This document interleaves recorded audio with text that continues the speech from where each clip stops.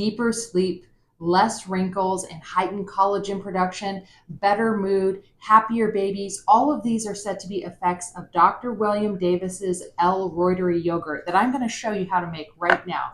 You're going to need some half and half or whole milk, a jar to ferment your dairy, some L Reuteri culture. I ordered mine on Amazon. I will also give you a couple of other links where to get this. And you're going to need some inulin, and then, of course, your utensils to stir it up and to make the yogurt. So, fork, spoon, bowls, and something to keep the yogurt at 100 degrees for an extended period of time.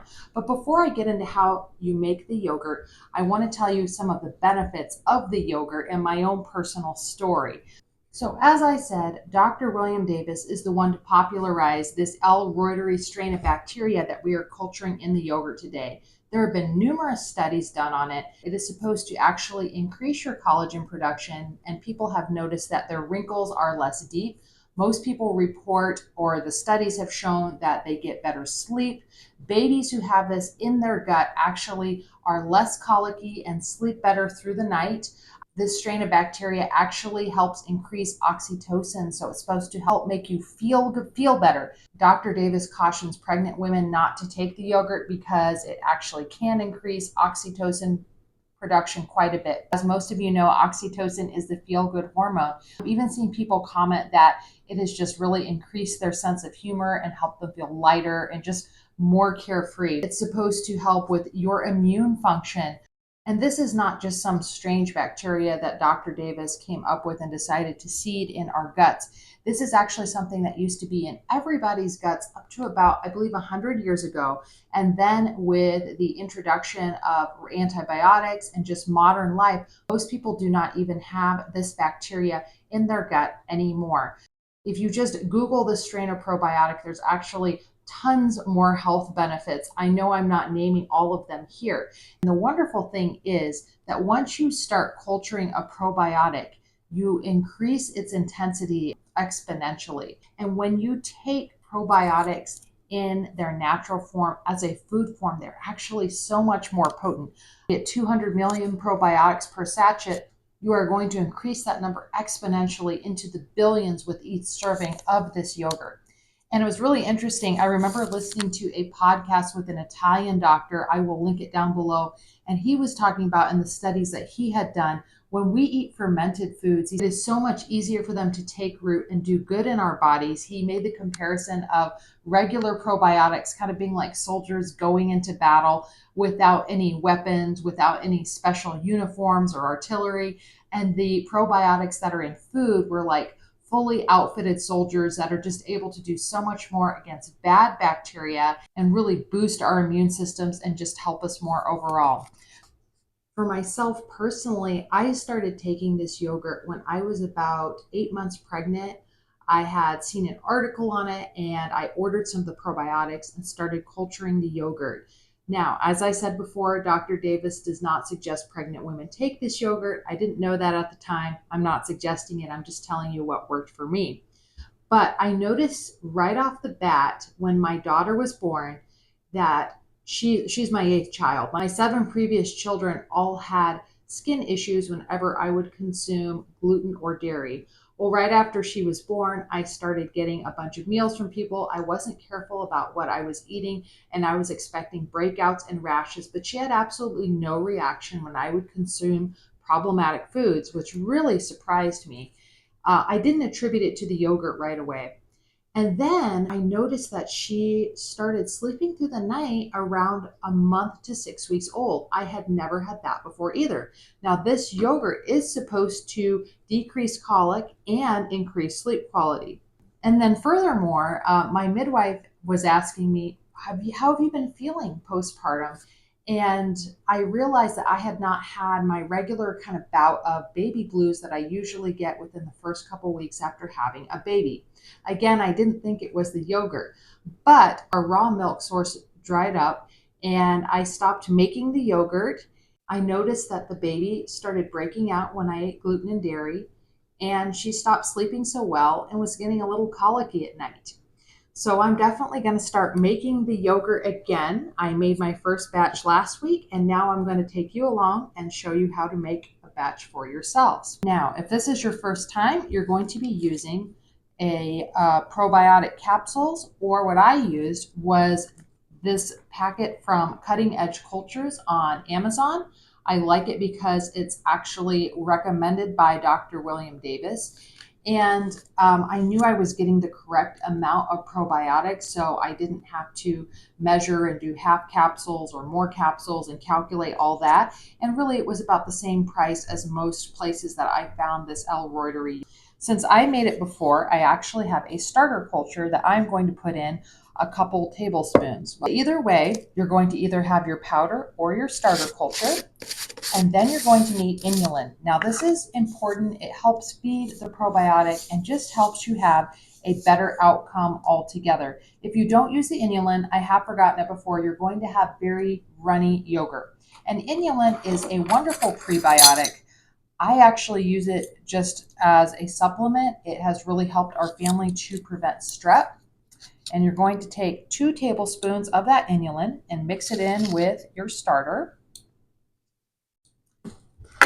And then right here, I have some whole milk and some half and half. So the half and half or whole milk is really that fat in that milk is going to help give you this really thick, creamy yogurt.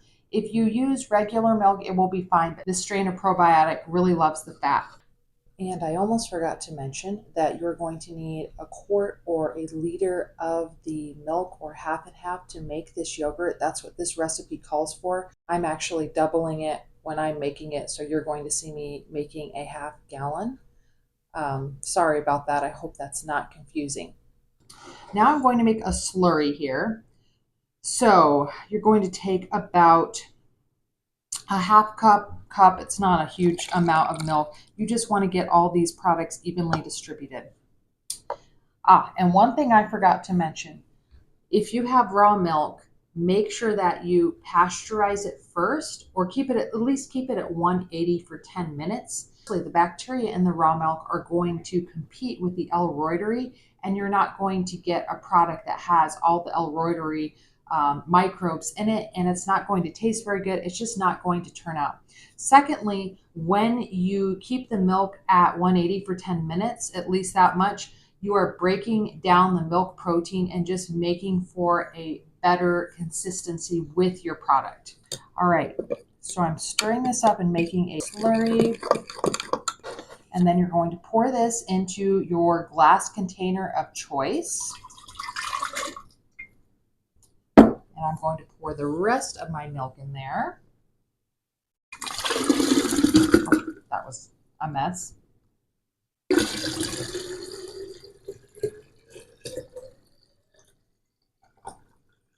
There we go.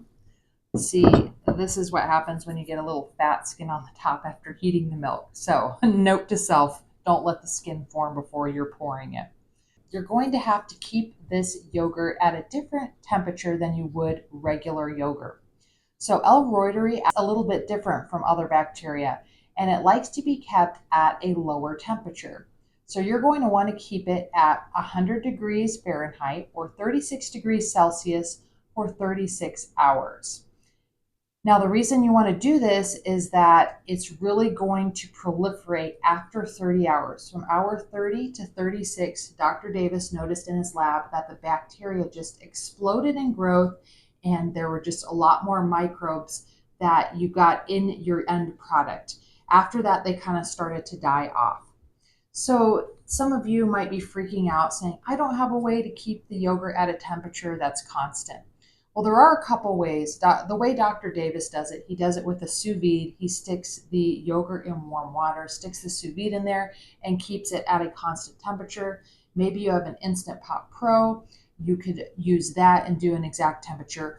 I've also seen people use a regular Instant Pot, and what they will do is they will fill it with water, put it on the regular yogurt temperature, which is actually 110, but they will leave the lid off and put the yogurt on a trivet. So the warm water actually keeps right around that 100-degree mark. It's supposed to be actually between 97 and 103. At 106 is when it starts to die off. So that works well.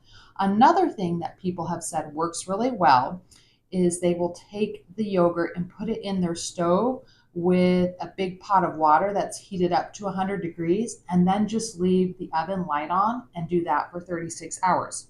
Um, I have an older stove, as you can see. It doesn't have a light inside, so that doesn't work for me. I've been sticking mine inside my dehydrator, and that has been working really well.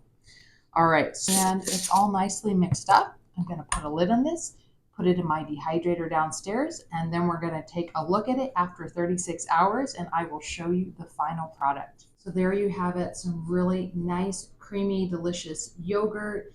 If yours separates, feel free to just put it in a smoothie, and don't worry, it will turn out better the next time. I really enjoy this with some fruit or chocolate and nuts. Now, a few things that people have asked about this yogurt. How long does it stay good after you make it? It's supposed to stay good for about 4 weeks in the fridge, just like regular yogurt. If you want to keep your starter, you could do that for 4 weeks in the fridge, just the same as regular yogurt. But let's say you don't want to keep making the yogurt or you're going on vacation, you can take that starter and actually freeze it for a couple of months and then start it up again. If you order this pack like I got, it actually has 4 packets. So if one of your starters dies for some reason, you can just use another one of your packets. Another thing is people have asked if you can have this if you're dairy intolerant. So when you get yogurt from the store, it's really only fermented for a couple of hours, and then they stick some type of thickener in. That's what gives it the thick consistency. You're barely getting any probiotics, and there's still quite a bit of lactose left in it. With this yogurt, the bacteria is consuming all the lactose, so a lot of people who are lactose intolerant do perfectly fine with this yogurt. Our family is actually dairy intolerant, so when we make it, we have to do it with goat milk or A2 milk. That's actually why I stopped for a while. I couldn't find a good source of either of those. You definitely could try it if you were lactose intolerant and see if it works for you. If not, there's also a recipe for a dairy-free version, which is basically the same as this, but you make it with coconut milk, you add a thickener and a little bit of honey as well as the inulin, but basically everything else is the same. Another thing that I've seen people do, and I'm really excited to try this the next time around, is they've added other strains of probiotics to make a specific SIBO or small intestinal bacteria overgrowth yogurt. Dr. Davis talks about this in his book as well, but he talks about other strains of probiotics that have been wiped out by modern lifestyle, by antibiotics, and that have really helped people in a lot of different ways. I'm really excited to try his SIBO yogurt now that I have gotten good at making the L Reuteri yogurt. I think it's really interesting from a money saving point of view that you can take dairy products and actually culture your own probiotics. That means that you don't have to constantly be spending dozens, maybe hundreds of dollars on expensive probiotics. You could just keep them going in your own home. And I'm hoping to see better skin and better sleep for me and my baby once I have started consuming this again.